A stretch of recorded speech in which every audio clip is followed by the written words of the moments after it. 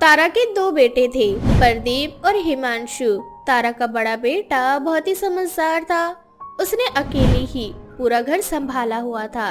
तारा की बड़ी बहू अर्पिता भी काफी समझदार थी। इसलिए तारा चाहती थी कि उसके छोटे बेटे हिमांशु की शादी भी एक ऐसी ही संस्कारी और गुणी लड़की से हो। इसलिए तारा हिमांशु के रिश्ते के लिए पंडित जी से बात करती है। पंडित जी, मैं तो चाहती हूँ कि आप मेरे बड़े बेटे प्रदीप के लिए जैसी बहू लेकर आए थे ना, वैसे ही बहू आप मेरे हिमांशु के लिए भी ढूंढ दीजिए, ताकि जल्द से जल्द मेरे घर में मेरे छोटे बेटे की शादी हो सके। हाँ पंडित जी, देवरानी आ जाएंगी तब मेरा भी थोड़ा काम आसान हो जाएगा। अगर ऐसी बात है तो हिमांशु बेटा की शादी अब मैं जल्द से जल्द करवा लूंगा, ताकि बड़ी बहू को देवरानी का साथ मिल सके और आपको अपनी छोटी बहू का। इस तरह से पंडित जी हिमांशु का रिश्ता परी नाम की लड़की से करवा देते हैं। परी अपनी माँ की इकलौती बेटी थी। परी की माँ बहुत लालची थी। वो शुरू से ही चाहती थी कि उसकी बेटी का ससुराल अमीर हो, जहाँ उसकी बेटी राज कर सके। पर शादी के बाद जब परी देखती है कि घर की सारी जिम्मेदारी उसके जेठ और जेठानी पर है, तो वो अपनी जेठानी से अंदर ही अंदर जलने लगती है। मुझे लगा था मैं हिमांशु के घर में सबसे छोटी हूँ, तो वो सब हमें चाहते होंगे, लेकिन यहाँ सबसे चहेती तो जेठ जेठानी जी हैं। घर की सारी जिम्मेदारियां भी इन्हीं दोनों के कंधे पर है। मैं तो बस इनकी नौकरानी बनकर रह गई हूँ। अरे परी, क्या हुआ? तुम खड़ी खड़ी क्या सोच रही हो? कुछ नहीं दीदी। अच्छा दीदी, वैसे जेठ जी इतने लेट क्यों आते हैं? अरे परी, तुम्हारे जेठ जी का अपना खुद का रेस्टोरेंट है, इसीलिए रेस्टोरेंट बंद करते करते उन्हें 11-12 बज जाते हैं। इसीलिए वो हमेशा लेट घर आते हैं, और जिस दिन जल्दी आते हैं उस दिन मेरे लिए कुछ ना कुछ लेकर आते हैं। अब कल की ही बात ले लो, वो मेरे लिए एक सोने का हार लेकर आए। सोने का हार? जो भी कहो, मौज तो इस अर्पिता की ही है।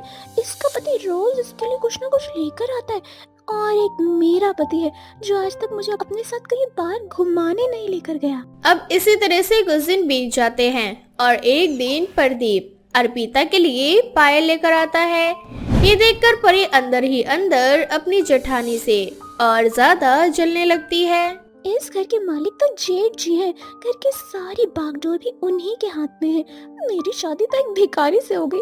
क्यों ना मैं जेठ जी के ऊपर डोरे डालूं और अपनी प्यारी सी जेठानी की सौतन बन जाऊं। हाँ, ये सही रहेगा। बस एक बार मैं जेठ जी को अपने काबू में कर लूं, फिर ये घर की धन दौलत, प्रदीप जी और उनके लाए हुए तोहफे, सब कुछ मेरा होगा। इस तरह से परी अपने जेठ को अपने झूठे प्यार के जाल में फंसाने का सोचती है। अब ऐसे ही कुछ दिन बीत जाते हैं और एक दिन। अरे परी बहू, ये क्या? तू अभी तक तैयार नहीं हुई? भूल गई क्या? हम सबको पार्टी में जाना है। नहीं माँ जी, मुझे सब याद है, पर मैं क्या करूँ, मेरी तबीयत कुछ ठीक नहीं लग रही, इसलिए आप सब पार्टी में जाओ, मैं आराम कर लेती हूँ। अगर ऐसी बात है परी, तो मैं तुम्हारे साथ रुक जाती हूँ तुम्हारी देखभाल करने। अरे नहीं नहीं दीदी, मैंने दवाई ले ली है, थोड़ी देर में तबीयत ठीक हो जाएगी। आप क्यों मेरी वजह से यहाँ रुकेंगी? जाइए ना आप, मैं ठीक हूँ और मैं अपना ख्याल रख लूंगी। इस तरह से परी सभी को पार्टी में भेज देती है और खुद प्रदीप का इंतजार करने लगती है। अब जैसे ही रात को प्रदीप घर आता है, परी बड़े ही प्यार से अपने जेठ जी के लिए खाना लगाने लगती है। ये सब देखकर प्रदीप को बड़ा ही अजीब लगता है और वो परी से कहता है, अरे परी, तुम पार्टी में नहीं गई क्या? और इतनी रात हो गई, तुम अब तक जाग रही हो? नहीं जेठ जी, वो आज मेरी थोड़ी तबीयत ठीक नहीं लग रही थी। मेरी तो आंख लग गई थी, पर आप आए तो मेरी आंख खुल गई। आइए खाना खा लीजिए। नहीं नहीं परी, मुझे नहीं खाना, मैं खा कर आया हूँ। अच्छा, मैं अपने रूम में जाता हूँ, गुड नाइट। इतना बोलकर प्रदीप अपने कमरे में जाने लगता है और तभी परी गिरने का नाटक करती है। अब जल्दी से प्रदीप परी को जाकर उठाता है और उससे कहता है, तुम ठीक हो ना परी? नहीं जेठ जी, मैंने आपको बताया ना कि मेरी तबीयत ठीक नहीं, अचानक से चक्कर आ गया और मैं गिर गई। लगता है मेरे पैरों में मोच आ गई है, मुझे उठा नहीं जा रहा। क्या आप मुझे मेरे कमरे तक छोड़ सकते हैं? परी को दर्द में देखकर अब प्रदीप से रहा नहीं जाता और उसे अपनी गोद में उठाकर उसे उसके कमरे तक ले जाता है। अब जैसे ही प्रदीप परी को बेड पर रखने वाला होता है कि तभी लाइट चली जाती है और इसी मौके का फायदा परी उठाती है और कस के अपने जेठ को पकड़ लेती है। नहीं प्रदीप जी, मुझे नीचे मत उतारो, मुझे अंधेरे से बहुत डर लगता है। जब तक लाइट नहीं आ जाती तुम इसी तरह मुझे अपनी बाहों में पकड़े रखो ना। परी को इस तरह से डरा सहमा देख अपर्दीप भी उसकी ओर आकर्षित हो जाता है। अपर्दीप परी के झूठे प्यार में फंस जाता है और इस तरह से छुप छुप कर प्रदीप परी को महंगे महंगे तोहफे देने लगता है। परंतु एक दिन जब प्रदीप परी के लिए तोहफा लेकर आता है तो वो परी को फोन पर उसकी माँ से बात करते हुए सुनता है। माँ, बहुत जल्दी तुम्हारी बेटी इस घर पर राज करेगी, राज, क्योंकि तुम्हारी बेटी की बातों में इस घर का राजा आ चुका है। बस आज रात को मैं अपने पूरे घर वालों को जहर दे दूंगी सिवाय प्रदीप के, और उनके सामने रोने का छोटा मोटा नाटक करके उन्हें यहाँ से कहीं दूर ले जाऊंगी, जहाँ सिर्फ और सिर्फ मैं और प्रदीप जी रहेंगे। मेरे साथ इतना बड़ा धोखा, मैं परी को छोड़ूंगा नहीं। मैं सबको इसकी सच्चाई बता दूंगा और इसे घर से धक्के मार कर निकलवा दूंगा। इतना बोलकर प्रदीप परी की सारी बातें रिकॉर्ड कर लेता है और घर वालों को सुना देता है।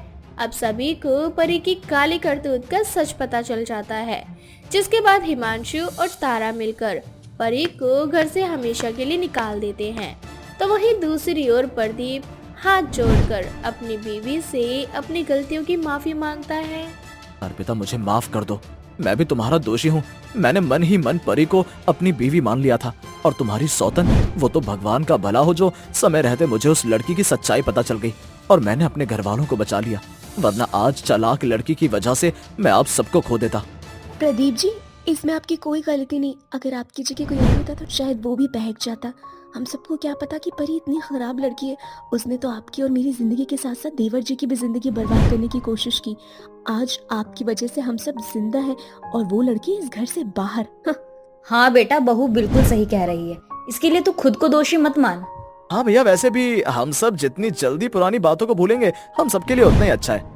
क्योंकि प्रदीप की गलती नहीं होती, इसलिए प्रदीप के घर वाले उसे माफ कर देते हैं, जिसके बाद वो सब एक साथ फिर से पहले की तरह रहने लगते हैं। तारा के 2 बेटे थे, प्रदीप और हिमांशु। तारा का बड़ा बेटा बहुत ही समझदार था, उसने अकेले ही पूरा घर संभाला हुआ था। तारा की बड़ी बहू अर्पिता भी काफी समझदार थी, इसलिए तारा चाहती थी कि उसके छोटे बेटे हिमांशु की शादी भी एक ऐसी ही संस्कारी और गुणी लड़की से हो। इसलिए तारा हिमांशु के रिश्ते के लिए पंडित जी से बात करती है।